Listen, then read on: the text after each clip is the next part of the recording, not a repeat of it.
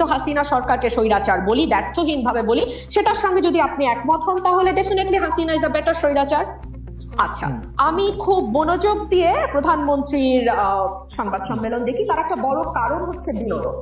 আমাদের বিনোদনের অভাব আছে এবং আমি এই সংবাদ সম্মেলন থেকে যথেষ্ট পরিমাণ বিনোদিত হই।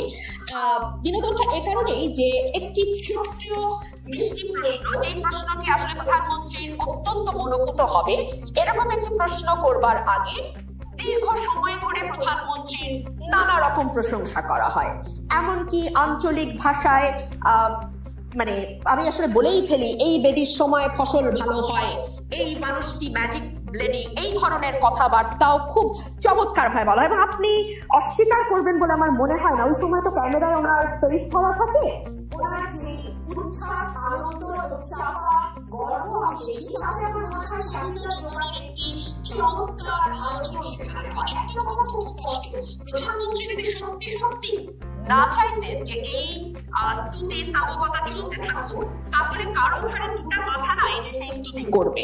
উনি ভালোবাসেন বলেই এই স্তুতিগুলো হয়।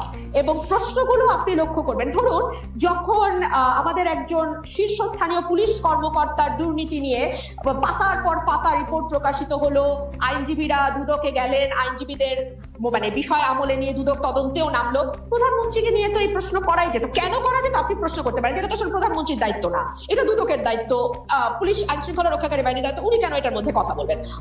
এ কারণেই যে বাংলাদেশের প্রধানমন্ত্রী যেহেতু মশা মারার কৃতিত্ব থেকে শুরু করে মানুষ হত্যার বিচার পর্যন্ত সকল কিছুই, আপনি এত চমৎকার বলেন, আসলে শুনতে ইচ্ছা করে, কিন্তু একটা প্রশ্ন না করে পাচ্ছি না। আপনার কাছে কি মনে হয় যে আপনি উচ্চ পর্যায়ের পুলিশ কর্মকর্তা যাকে বলছেন তিনি আসলে অবসরপ্রাপ্ত কর্মকর্তা, এবং তার কেস যে দুদকে নেওয়া হয়েছে সেটা প্রধানমন্ত্রীর জানার বা অ্যাপ্রুভালের বাইরে, এইটা আপনি মনে করতেছেন? না, তার জানার বা অ্যাপ্রুভালের বাইরে না, কিন্তু তিনি জেনেছেন এবং অ্যাপ্রুভ করতে বাধ্য হয়েছেন। কারণ এইটুকু আইওয়াশ না দিলে না না না এখনো চোখের পর্দা কিছুটা আছে, ওই পর্দা। তবে উনি মানে পুলিশ কর্মকর্তার কথা বলছি, উনি কতটা খোলা হাতে বের হতে পারবেন সেটা একটা প্রশ্ন। ধরুন বেসিক ব্যাংকের বাচ্চু শেখ আব্দুল হাই বাচ্চু, ওনার নামের আগে শেখ ছিল না, আমি জানতাম না, ফরাসউদ্দিন সাহেব যেহেতু দুদিন আগে সেটা খোলাসা করেছেন, সেটা অবশ্য আপনাদের রিপোর্টারদের একটা ফোরামেই তিনি খোলাসা করেছেন, সেখানে তিনি স্পষ্ট করেছেন নামের আগে শেখ ছিল না, এখন শেখ যুক্ত হয়েছে। আচ্ছা, আব্দুল হাই বাচ্চুকে নিয়ে কিংবা কোনো ব্যক্তিই বাদ দেন, বাংলাদেশের মন্দরিনের পরিমাণ 4.5 লক্ষ কোটি টাকার উপরে, এটা আমরা বলছি না, অর্থনীতিবিদরা বলছেন। এই মন্দরিন কাদের কারণে হয়েছে, তাদের সুবিধা দিতে হয়েছে, আমরা বাংলাদেশে যারা আছে সবাই জানি। আচ্ছা, ধরুন একজন ঋণ খেলাপি, তিনি মাত্র 2% ডাউন পেমেন্ট দিয়ে তার ঋণটি রেগুলার করে ফেলতে পারবেন। অথবা ধরুন একজন ব্যাংকের পরিচালক যার আগে মেয়াদ ছিল 3 বছর, সেটা এখন বাড়িয়ে 9 বছর ছিল, প্রথমে পার্লামেন্ট এসেছিল 9 বছরের দাবি নিয়ে, সেটা আবার অটো কেউ দাবি না করতে 12 বছর করে ফেলা হয়েছে।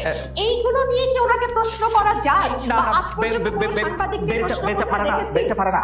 সাংবাদিকদের আমি আপনাকে একটু বলতেই চাই, একটু বলি যে আসলে প্রধানমন্ত্রী শেখ হাসিনাকে এই বিষয়ে স্পেসিফিকলি প্রশ্ন করা হয়েছে, তিনি এটা নিয়ে উত্তর দিচ্ছেন যে সাংবাদিকদের তিনি আহ্বান জানাইছেন যে আপনারা আমাকে তালিকা দেন কার কার কার কার কার কার ব্যাপারে আপনারা কি জানতে পারছেন, আমি চেষ্টা করতেছি, এবং এই প্রশ্ন করা হয়েছে, আমি শুনছি। তাহলে আমার উত্তর হবে কতটা এড়ানো। আপনারা যেটা বলছিলেন যে এত স্পেসিফিক উত্তর কেউ কি দেয় বা প্রশ্ন এড়িয়ে যায়, এর চেয়ে সুন্দর এড়ানো কি হতে পারে? তালিকা দেওয়া কি সাংবাদিকের দায়িত্ব? দুদক কি করে? এসপি, ডিবি, এসআইবি, জিএফআই, আপনি কি বলেছেন, ডিজি এসআই, জিএফআই তো দায়িত্ব না, বাংলাদেশ ফাইন্যান্সিয়াল ইন্টেলিজেন্স ইউনিট তারা কি করে, বাংলাদেশ ব্যাংক কি করে, এটা দেখার দায়িত্ব কি সাংবাদিকের? এই উত্তরটা দেওয়ার মানে কি জানেন? ইটস আ ক্লিয়ার মেসেজ, দ্বিতীয় দিন আর এই প্রশ্ন করবেন না। ঠিক যেমন সংসদে দাঁড়িয়ে আমি যখন বাংলাদেশের অর্থনীতির দুরবস্থা নিয়ে এবং টাকা পাচার নিয়ে কথা বলেছিলাম, তখন বাংলাদেশের সাবেক অর্থমন্ত্রী আহম মুস্তফা কামাল বলেছিল, আপনারা কি করেন বিরোধী দল, আপনারা তালিকা দিতে পারেন না, বিরোধী দলের তালিকা দেওয়া কি বিরোধী দলের কাজ? তখন আমি বলতে বাধ্য ছিলাম, আপনার পাশে যে ফরেন মিনিস্টার বসে আছে তার পিছিয়ে তালিকাগুলো তিনি স্বীকার করেছেন, কয়েকজনের তথ্য তিনি জানেন, অথবা তার কাছ থেকে বিসমিল্লাহটা করেন। জি, ইন্টারেস্টিং পয়েন্ট। আর তো বিএনপির কথা তিনি হয়তো বলেছেন যে তারা আসলে নির্বাচনে কেন হারবে, তাদের নির্বাচনে কে নির্বাচনে যদি তারা হারে কে হবে তাদের পরবর্তীতে ঠিক করে তারপরে নির্বাচনে আসতে হবে, তা নাইলে তো তারা যে কোনো ছোট মাথায় নির্বাচন করবেনি।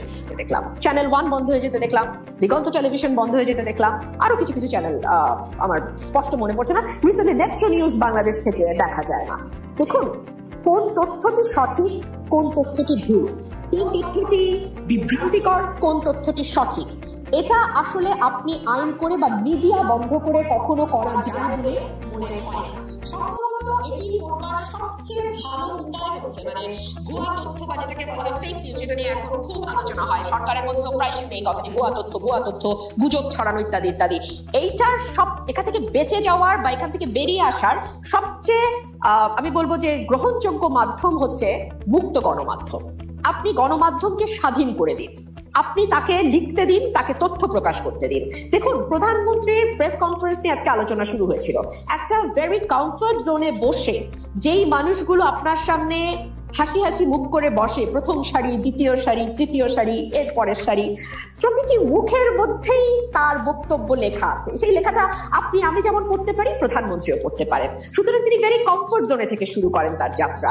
আচ্ছা ধরুন অর্থনীতি নিয়ে তো আলাপ হচ্ছিল, ফার্মার্স ব্যাংক আর বেসিক ব্যাংক, তাই না?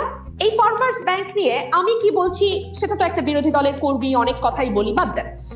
আমাদের সাবেক অর্থমন্ত্রী আবুল মাল আব্দুল মুহিত বলেছিলেন আজকে একটা ব্যাংকে গিলে ফেলা হচ্ছে এবং এই ব্যাংকটা করাই হয়েছে লুটপাটের উদ্দেশ্যে, এই ফার্মার্স ব্যাংক। মহিউদ্দিন খান আলমগীর টিকির একটা চুলো ধরা পড়েনি, তো সেটা নিয়ে কি কোনোদিন ভুলেও কোনো সাংবাদিক প্রধানমন্ত্রীকে প্রশ্ন করা তো দূরেই থাক, কোন রকম কোনো আলোচনা আশপাশ দিয়ে কথা না কিচ্ছু হয়নি তো? কিংবা ধরুন অনেক রকম উন্নয়নের যে এত বয়ান, হ্যাঁ এত মানে রোল মডেল হয়েছি আমরা, আমাদের ঘর থেকে বেরোলেই এখন শুধু উন্নয়ন আর উন্নয়ন, এত কথা বলা হয় উন্নয়ন নিয়ে, মাথা পিছু আয় নিয়ে গর্ব করা হয় ইত্যাদি ইত্যাদি। প্রধানমন্ত্রীকে কি একবারও প্রশ্ন করা হয়েছে?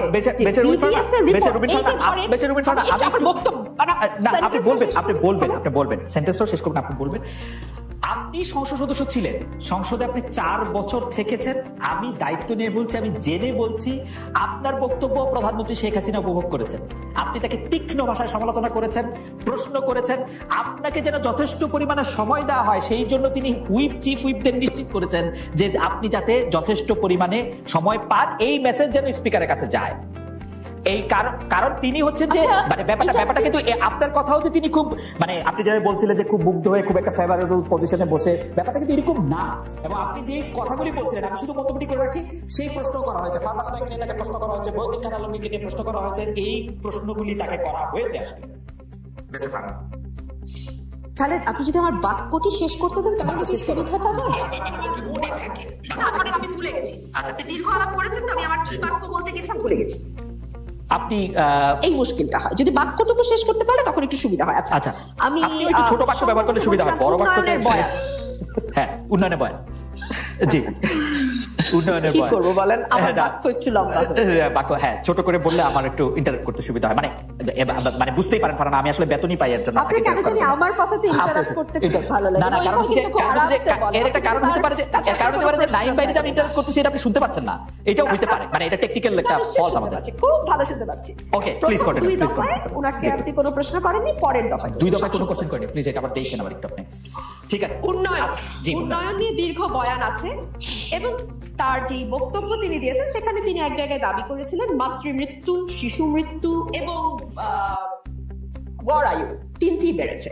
বিবিএস এর রিপোর্ট বলছে এই 3টি আপনি যদি 2021 সাল থেকে শুরু করেন ক্রমাগত মাতৃমৃত্যু বলেন, শিশু মৃত্যু বলেন এবং গড় আয়ু কমে আসা বলেন, আমাদের সূচকগুলো খারাপ অবস্থায়, এগুলো নিয়ে তাকে কোনো প্রশ্ন করা হবে না। কিংবা ধরুন আমাদের যে গিনি সহ বৈষম্য বাড়ছে, এই বিষয়গুলো নিয়েও কখনো তার দৃষ্টি আকর্ষণ করা হয় না। সংসদে একজন হবে কেন?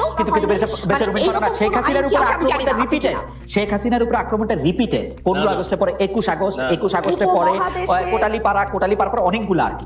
যাই হোক আমি যে প্রশ্নটি করতে চাইছিলাম সেই প্রশ্ন, বিলিয়নিয়ার উৎপাদন করে এবং ফোর্বস পত্রিকায় সেই বিলিয়নিয়ারের ছবি ছাপা হয়। আমরা এখন এতই উন্নত জাতি এবং এই $50 বিলিয়ন একটা খাত থেকে এক্সপোর্টও করে বেরসা ফারহানা, $50 বিলিয়ন একটা খাত থেকে এক্সপোর্ট করে।